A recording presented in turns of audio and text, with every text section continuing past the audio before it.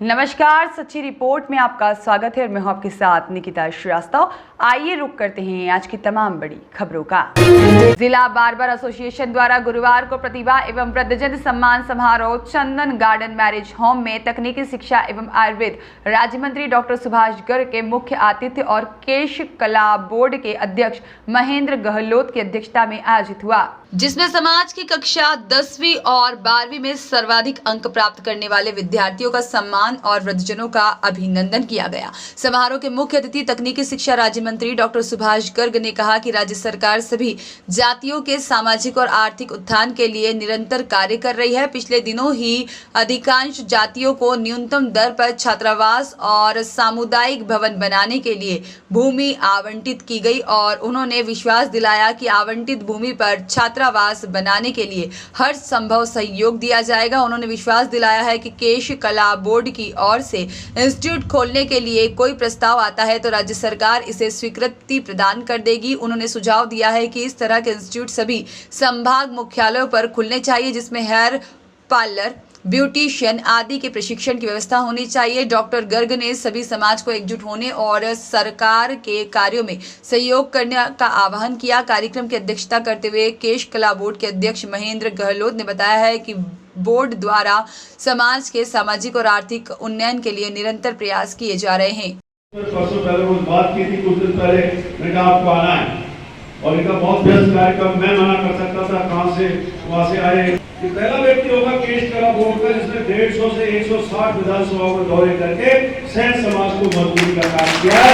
इनकी मांग को सरकार ने और पहली बार होगा जो आपका धाम है नारायणी माता का धाम, जहाँ 2 करोड़ 75 लाख रुपए किसी सरकार ने दिए हो, पहला होगा। दूसरा आपने कहा पटोलमा है, पुष्कर में हमारी बैठी हुई है, उसके लिए 70-72 लाख रुपए स्वीकृत करा दिए, उस पर भी काम हो जाएगा। तो एक पहचान, और वो पहचान मेरे का काम किया मैं दावे के साथ कह सकता हूं। हम कई बार किसी के वोट बैंक बन जाते हैं, शोषण भी होता है। ओबीसी में जो 6% का आरक्षण दिया वो किसने दिया? एमबीसी वाला। कोई बता दो, कोई है क्या? नहीं, उसका कुछ ही लोग तो पहली बार ये मैं कह सकता हूं दावे के साथ। और ये जातिगत गणना की जो बात चल रही है वो इसलिए कि लोगों को उसका अधिकार मिले, जितना जिसका पॉपुलेशन है उसको अधिकार मिले, उनका सामाजिक आर्थिक सर्वेक्षण होकर के और नीतियां बने और इसी के केश कला बोर्ड बनाया है। तो मैं आपको ये कहना चाहूंगा गेलो साहब, जो आपने अपनी इंस्टीट्यूट बनाने की बात की, आप खुद सक्षम है, आपको भगवान मौका देगा और आपका जो पूरा 3 साल का टर्म पूरा होगा और हम चाहेंगे कि उससे ज्यादा प्रमोशन हो। अगली बार जो सरकार हो रही है वो आप जानते हो, आपका प्रमोशन हो, आप भी हमारी तरह मतलब प्रतिनिधित्व करें प्रदेश में समाज का, पूरे प्रदेश की जनता का। तो बताना चाहूंगा कि आप ही के हाथों के द्वारा ये कार्य पूरा होगा और आप जब केश कला बोर्ड से प्रस्ताव बोलोगे तो मैं आपका वकील बनने के तैयार रहूंगा।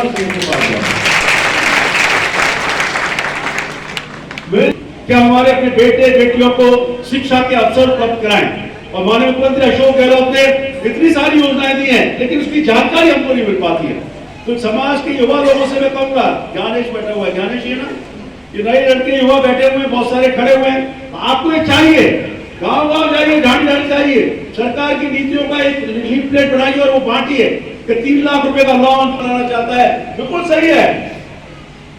जब किसी शहर में जयपुर में जाइए, कटिंग कराने का पता है 1000 रुपए लगते हैं, कितने, और या 100 रुपए में हो जाती हुई कटिंग। अच्छा शोरूम बना दिया जाए और स्टाइलिश तरीके से उसको डेवलप कर दिया जाए तो वो व्यक्ति उस 100 रुपए की जगह 500 रुपए ले सकता है। रामेश्वर फौजदार की रिपोर्ट।